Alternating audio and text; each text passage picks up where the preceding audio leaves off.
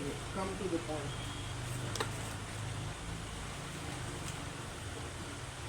Hello friends, Anshika English academy में आप सबका स्वागत है। आज हम लोग पढ़ेंगे सेंटेंस के बारे में। लेकिन सेंटेंस में क्या होता है कि हम लोग सबसे पहले ये देखेंगे कि सेंटेंस का स्टेटमेंट क्या है, स्ट्रक्चर क्या है, फॉर्मेशन क्या है।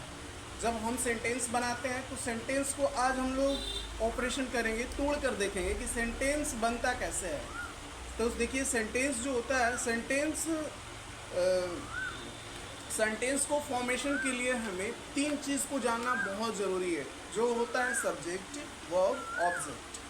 सब्जेक्ट, वर्ब, ऑब्जेक्ट, यानी ये तीन वर्ड से एक सेंटेंस की फॉर्मेशन होती है। अगर ये तीन वर्ड को आपको जानना भी बहुत ज़रूरी है कि what is the subject and what is verb and what is the object. You have to know about it, what is the subject, what is the verb, what is the object. Okay, आज हम लोग तीनों के बारे में सीखेंगे कि subject क्या होता है, वर्ब क्या होता है, ऑब्जेक्ट क्या होता है। तो ऑलरेडी मैं सब्जेक्ट के बारे में बता चुका हूँ। वर्ब्स क्या होता है, वर्ब्स के बारे में अब हम लोग सीखेंगे कि वर्ब्स क्या होता है। वर्ब्स को हम क्रिया बोलते हैं। क्रिया क्या होता है? क्रिया को हम कहेंगे ए वर्ब्स इज ए वर्ड। ये भी एक वर्ड की तरह होता है। क्या होता है? एक वर्ड की तरह होता है। दैट डिस्क्राइब्स, जो हमें डिस्क्राइब करता है what the subject of a sentence. जो सेंटेंस में जो सब्जेक्ट होता है वो क्या कर रहा है, उसे ही हम वर्ब कहेंगे। उसके द्वारा क्या हो रहा है उसे ही हम वर्ब कहेंगे। फॉर एग्जाम्पल, जैसे ब्रिंग आता है वर्ब में, हैपन आता है, इसमें होने की बात की जाती है, इसमें कोई लाने की बात की जाती है, कुछ करने की बात की जाती है, या कुछ होने की बात होती है इसके और या कुछ होने की भी वर्ब होता है, और उसके बाद एक डू वर्ब होता है। डू वर्ब का मतलब होता है जिसमें एक्शन वर्ड होता है। जिसमें क्या होता है? एक्शन वर्ड होता है। हम अगर वर्ब के डेफिनेशन कोई पूछ दे कि व्हाट इज वर्ब, तो एक और याद कर लीजिए आप लोग, action words are called verbs. Action word are called verbs. मतलब जो एक्शन वर्ड होता है उसे ही हम क्या कहते हैं? वर्ब कहते हैं। एक्शन वर्ड क्या होता है? हमारी द्वारा जो काम का होना पाया जाता है उसे एक्शन वर्ड कहा जाता है। हमारे द्वारा क्या क्या होना पाया जाता है, पहले ये बताइए कि आपके द्वारा क्या क्या होता है। अगर मैं यहाँ पे क्या कर रहा हूँ, मेरे द्वारा अभी अभी क्या होना पाया जाता है, बताइए। मेरे द्वारा अभी पढ़ा रहा हूँ, तो ये काम है पढ़ाना। तो पढ़ाना क्या हो गया? एक वर्ब हो गया। टीच क्या हो गया? एक वर्ब हो गया। उसी तरह आप यहाँ पे क्या कर रहे हैं? पढ़ रहे हैं। तो पढ़ना भी एक क्या हो गया? आपके द्वारा क्या हो रहा है। तो आप बोलेंगे सर सुबह से शाम तक आप सोचो, think about your self, what you do daily. अपने बारे में सोचो कि मैं प्रतिदिन क्या क्या करता हूँ। तो सोता हूँ, खाता हूँ, पीता हूँ, स्नान करता हूँ, स्कूल जाता हूँ। यानी ये जितने एक्टिविटीज़ है, ये सारे एक्टिविटीज़ को हम क्या कहेंगे? वर्ब्स कहेंगे। क्या कहेंगे? वर्ब्स कहेंगे। अब आप सुबह से शाम तक अपने बारे में सोचो, think about your self, what you do daily. तो आप कहेंगे कि सर मैं डेली बहुत सारा काम करता हूँ। तो जो आप करते हैं वो एक्शन कहलाएगा, वो एक्शन वर्ड्स में आएगा, जो आप करते हैं। तो आप बोलेंगे कि मैं सर उठता हूँ, आई गेट अप, तो वो हो गया आपका वर्ब। मैं स्कूल जाता हूँ, आई गो टू स्कूल, गो हो गया वर्ब। समझ में आ रहा ना? खाता हूँ, इट वर्ब हो गया, खाना वर्ब हो गया, जाना वर्ब हो गया, सोना वर्ब हो गया, बोलना वर्ब हो गया। तो इस तरह से सारा वर्ब होगा, एक्शन वर्ड्स कहलाएगा। तो 2 टाइप के वर्ब होंगे।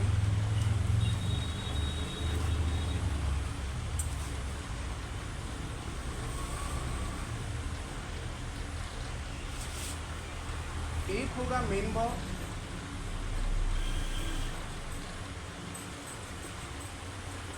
और एक होगा हेल्पिंग वर्ब।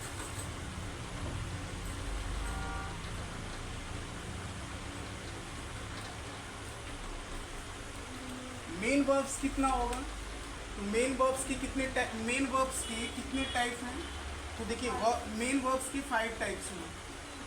इसको V1 कहेंगे, यानी इसको बोला जाता है, जो मेन वर्ब में जो फर्स्ट फॉर्म होता है उसे बेस वर्ब बोला जाता है। जो पहला जो वर्ब होता है, यहाँ से शुरुआत होगी वर्ब की, फर्स्ट फॉर्म।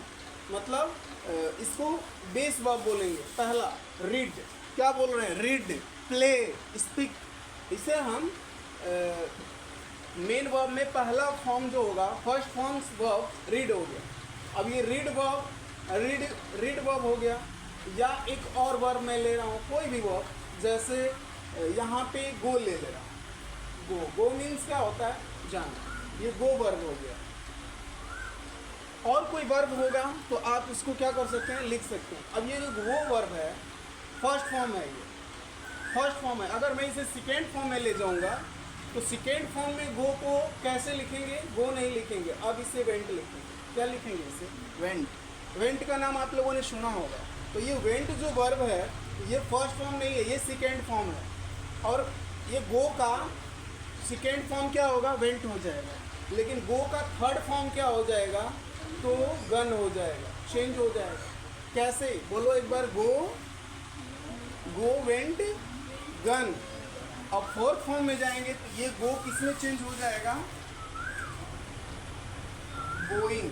किसमें चेंज हो जाएगा, गोइंग। अब फिफ्थ फॉर्म में जाएंगे तो ये गो किसमें चेंज हो जाएगा, तो गोज में चेंज हो जाएगा। ऐसे फॉर्मेटिंग बनता है वर्ब का। Go went gun going goes, go went gun going goes, ऐसे फॉर्मेटिंग बनेगा। तो आप लोगों को याद रखना है कि ये जो वर्ब है, पहले स्टार्ट किससे होता है, फर्स्ट फॉर्म से होता है।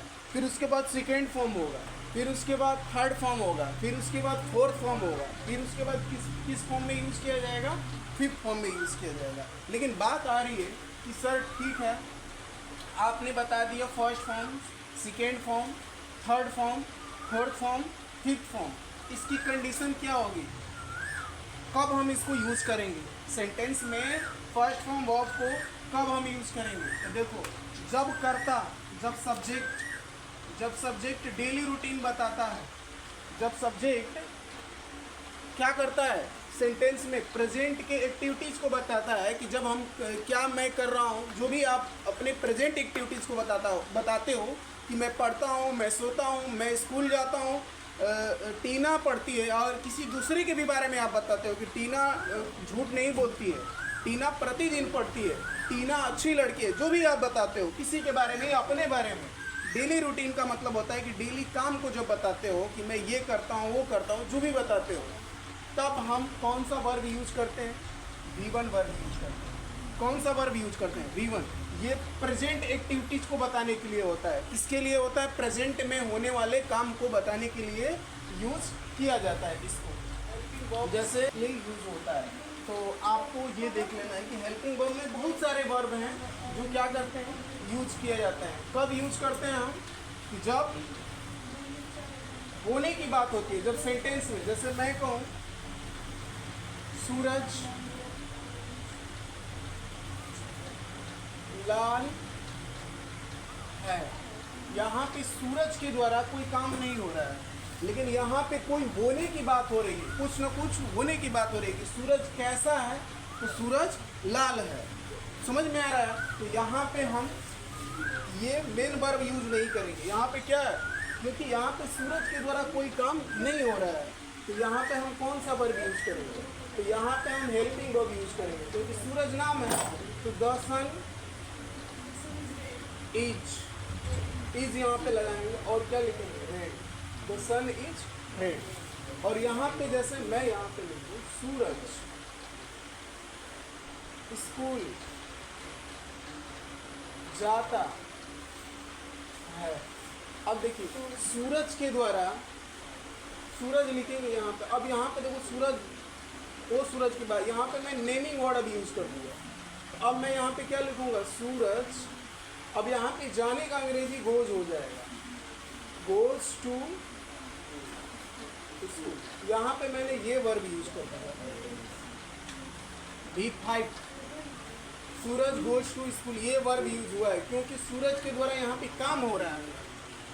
समझ में आ रहा है ना।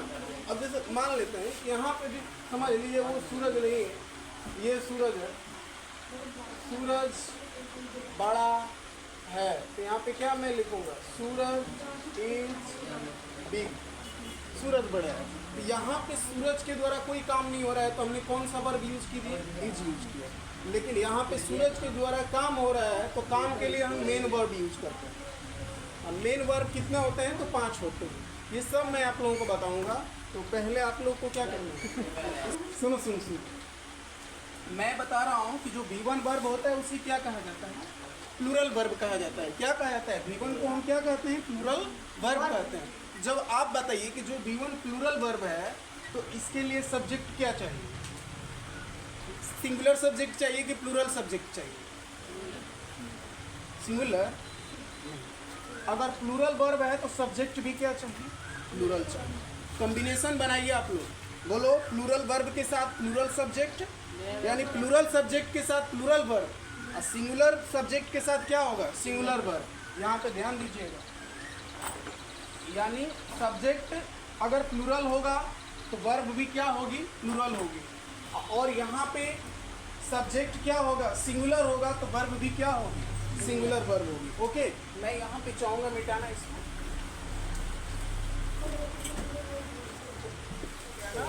ये क्या है? राइट, कम, गो।